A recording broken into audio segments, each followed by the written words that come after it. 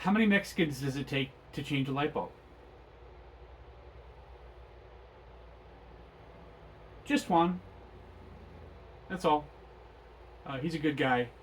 He's not voting for the MP Vessel, so he's a good guy in my book. What's up, weirdos? Scott here. Thanks again for visiting the channel. As always, I appreciate it. If this is your first time to the channel, thank you so much for watching. I hope you enjoy the content. Again, this is not going to be an EDC video or a knife video. If you're looking for that, you won't be interested in this content. I've been going over the Constitution of the United States, the Declaration of Independence, a whole bunch of other stuff. And as I'm educating myself, I don't know specifically what this channel is going to be about, per se, in the long run, if it ends up taking off at all. But right now I'm just covering the origins of our government, the origins of how we do things in the United States, just because I didn't know that stuff, because I was never really interested in learning it, and there was nobody pushing for me to learn it when I was a kid. But I think we live in a time, currently, that you need to be aware of these things, one way or another. So that's why I'm putting the information out there. I hope you appreciate it, and I hope it's at least mildly entertaining for you. If not, then move on. So, as I said, I was going over the Declaration of Independence, and I found out that a document called Common Sense actually convinced a lot of the colonists, most of the colonists that did not want to separate from the British Crown. And it changed their mind in under a year. I was really surprised by that. So my last video, I kind of went over the introduction for Common Sense. I was going to go through each section in separate videos, just because I wanted to be as comprehensive as possible on them. But as I'm going through that, I've read it all, but it's in what I would consider to be an outdated language. So a lot of people aren't going to be able to understand it as it is. And making the changes that I would need to make to it, coming from my head, would take me for fucking ever. So I chose instead to look around on the interwebs and find kind of like a summary of each section as written by Thomas Paine. I did find quite a few submissions on the internet. I'm just going to read you the summaries because it makes sense to me. It's easy to understand, and it does, in my opinion, kind of gloss over all the aspects of this document. However, I would recommend that you go and read Common Sense. It's a good read. It's an impressive document. It's what's the word I'm looking for? Our country, we used to be very impressive isn't the right word that I'm looking for. What is the word that I'm looking for? I think I lost it, guys. That's okay. It happens from time to time. But inspirational. That's the word I was looking for. We used to be a very inspirational country. A lot of inspirational things coming out of this country. A lot of inspirational people in this country. But I feel as though we've moved far too far away from that. This is no longer an impressive country anymore. It's no longer an inspirational country, in my opinion. It could be again, absolutely, 100%. But I don't think that it currently is. And I think that if we kind of look back on a lot of this stuff, we're going to recognize it. So again, I would read this document in its entirety. I was wrong before in my last video. I think it's actually 48 pages instead of 33. However, I am going to try to cover all sections here, just because the summaries are much shorter than the actual sections, and it does give you a quite concise analysis of what they're saying in this portion of the document. So I'll just kind of bang these out, 1, 2, 3, 4, and then I'll do section 5, which is the appendix. Should only take about an hour. If you guys are here for it, then that's awesome. I hope you enjoy the content. Common Sense Part 1 of the Origin and Design of Government in General, with concise remarks, the English Constitution, on the English Constitution, summary. The summary on Section 1, Thomas Paine begins Part 1 by describing the differences between society and government. Society is good because it positively unites our affections. Government is necessary evil because it restrains our voices. I'm just going to read that one more time because it's a little bit confusing. The differences between society and government. Society is good because it positively unites our affections. Government is good. Excuse me. I'm sorry. Government is a necessary evil because it restrains our vices. Society brings people together, while government divides and or punishes them. That's not to say governments start with bad intentions. Paine guides the reader through the hypothetical formation of a new independent colony. As the colony grows, attachment between people dissolve, and individuals can no longer be relied upon to remain perfectly just to each other. Government is then needed to protect the colonists from harming one another, or as Paine puts it, to supply the defect of moral virtue. As the hypothetical colony grows, the government itself increases in size. There is not room for every citizen to have an equal voice, so representatives must be chosen to speak for the entire population.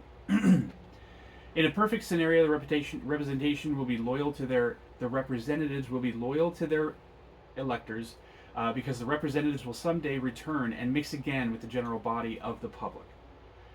This ensures people will mutually and naturally support each other.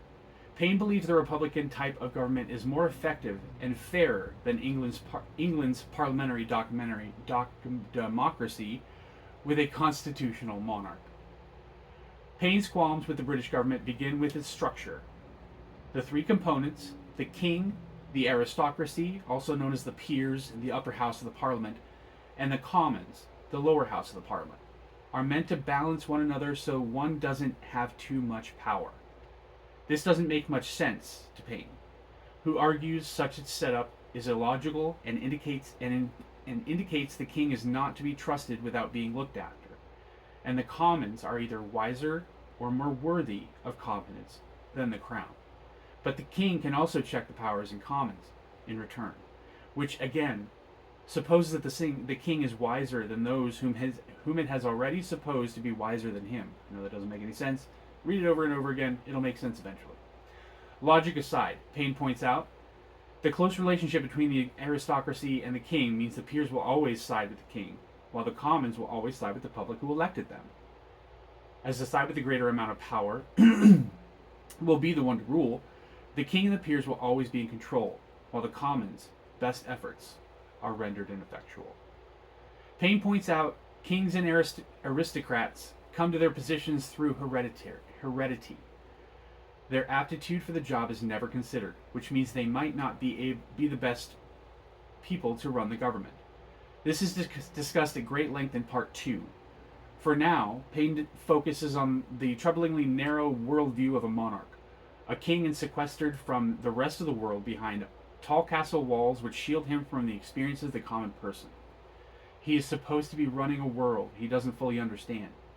Paine calls for an inquiry into the Crown's overbearing part in the English Constitution, which he believes is riddled with errors.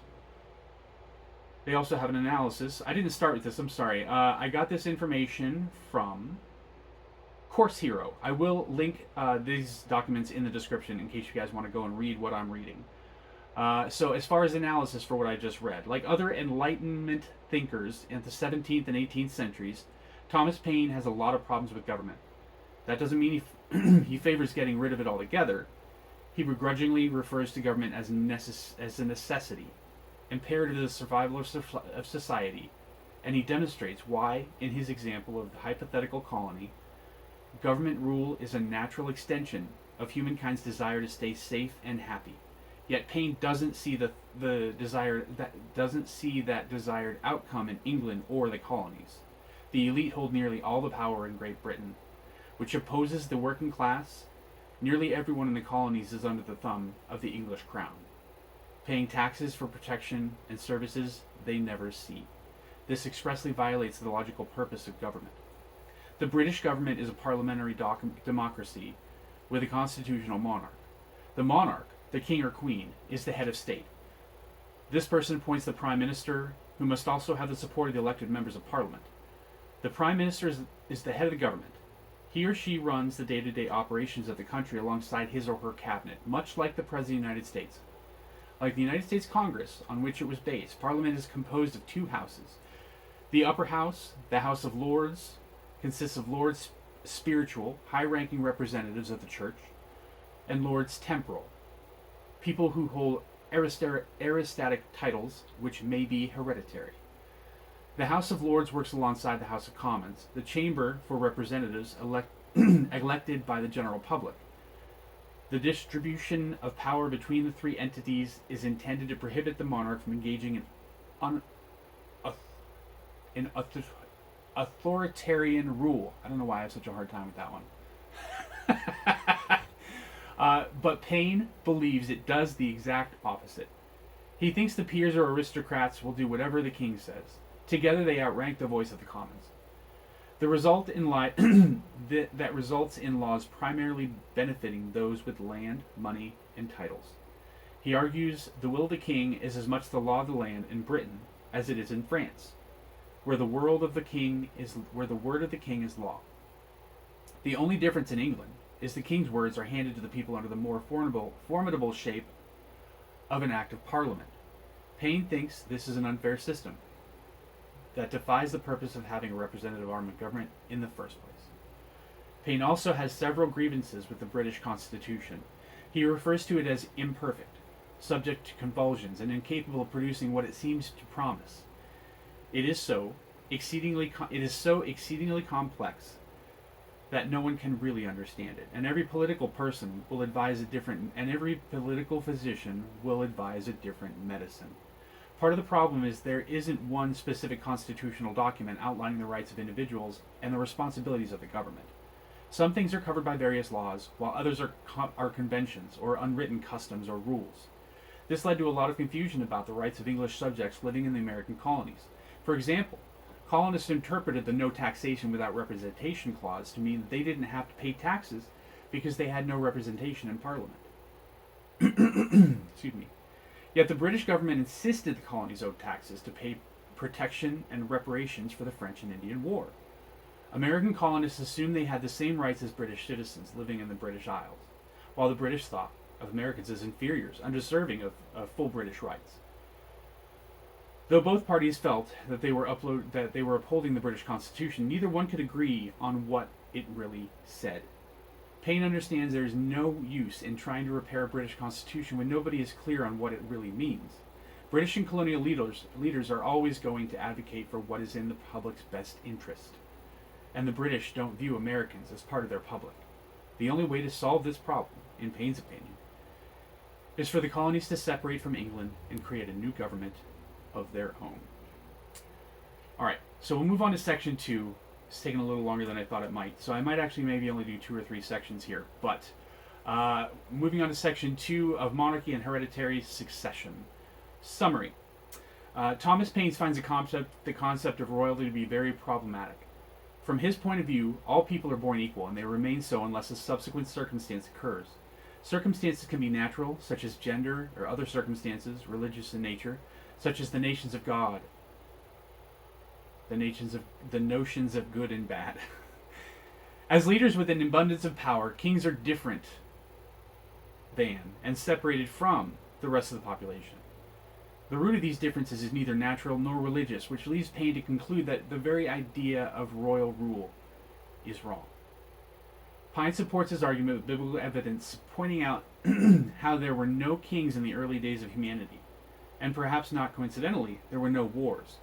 His interpretation of the Bible indicates the will of the Almighty, as declared by Gideon and the prophet Samuel, expressly disapproves of government by kings. Government by kings. When the Israelites tried to name Gideon king, he replied, "I will not rule over you, neither shall my son rule over you. The Lord shall rule over you." More than a century later, when the Jews ignored Samuel's advice and named a king, God punished them for worshiping someone other than himself. Listen. I've never understood the people that take the Bible literally. So I'm not going to get too far into that. But I don't believe that you can definitively determine whether or not the things in the Bible are true, or events that actually occurred, or the Word of God.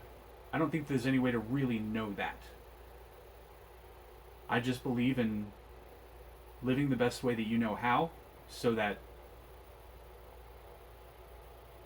when you do die, if you happen to go to heaven, you end up at the pearly gates. I mean, you want to go there, right? You don't want to go downstairs. But who knows what the fucking rules are for real, for realsies? Nobody. So I'm not going to get too in-depth on this part, but I will read what they said, because I feel like it's important. I feel like a lot of these morals and values are important, so we're going to stick with this. Paine argues in the stories that aren't, if these stories aren't true, then none of the scripture can be believed. Paine says kings come into power in three ways: by chance, by election, or by force. William the Conqueror, for example, came from France and established himself king of England against the consent of the natives. Unlike the monarchs who followed him, he was not born into this kingship. That's fine with Paine, who argues hereditary succession is unnatural. No one by birth could have a right to set up his own family in perpetual preference to all others forever. Paine writes, even if they did, they would not be able to ensure that future generations would be worthy of inherited power. Likewise, it is unacceptable for the public to name one family as rulers into perpetuity. Taking away the right of a population to elect their leader is akin to original sin, which supposes that free will of all men lost in Adam. Those who rule by the heredity are naturally separated from the general public. Drunk on power and an inflated sense of self, they cannot relate to the common person, which makes them the most ignorant and unfit of any throughout the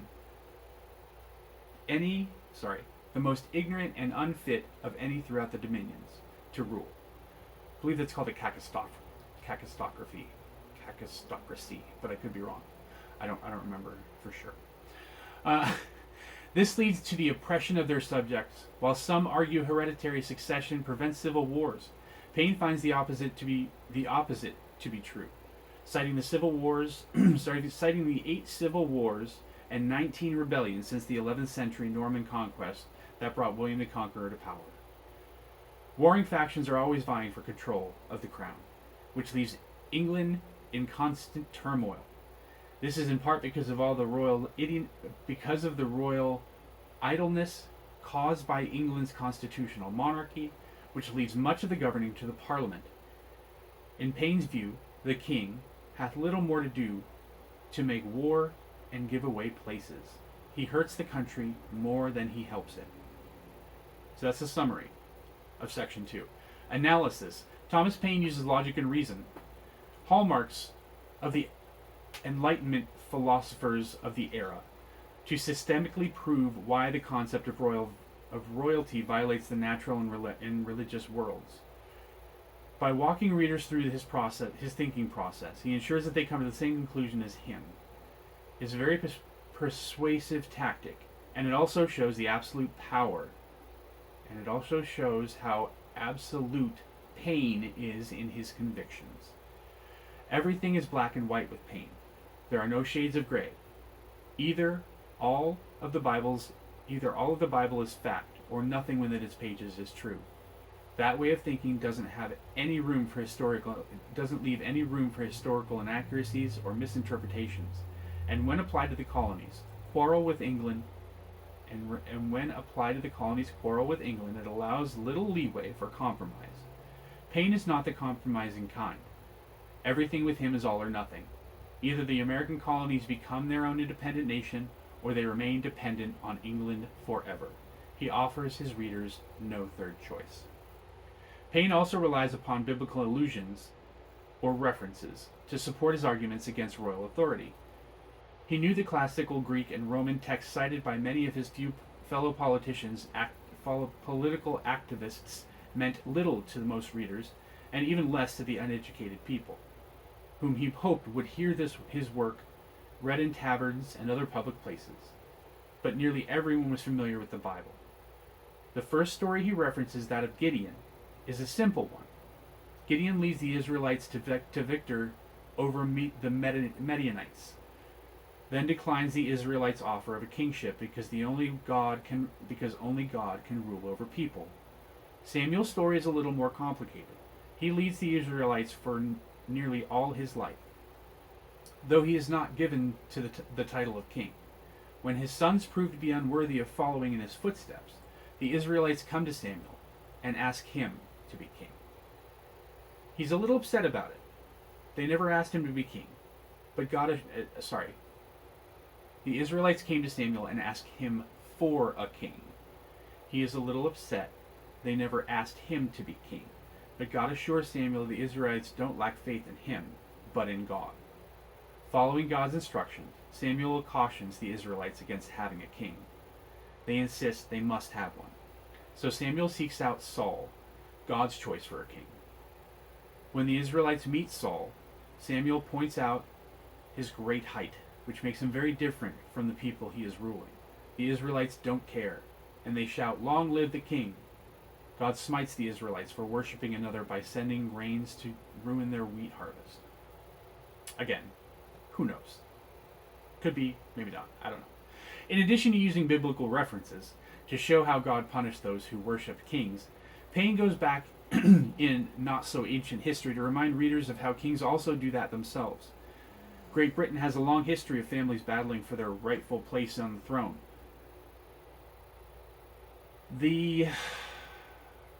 What's that word?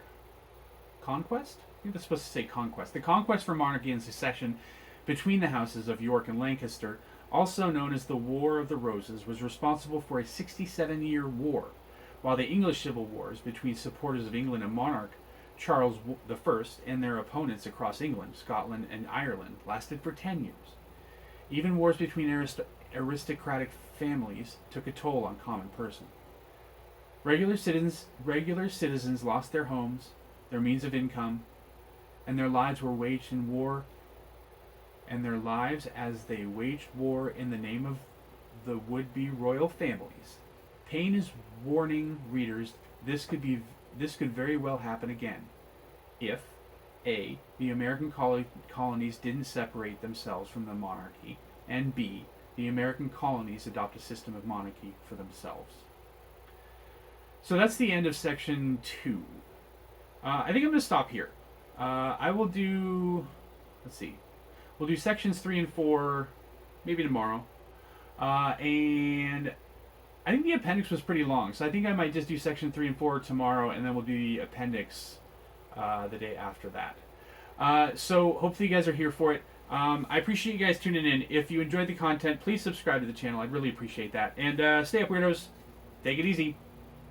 Bye.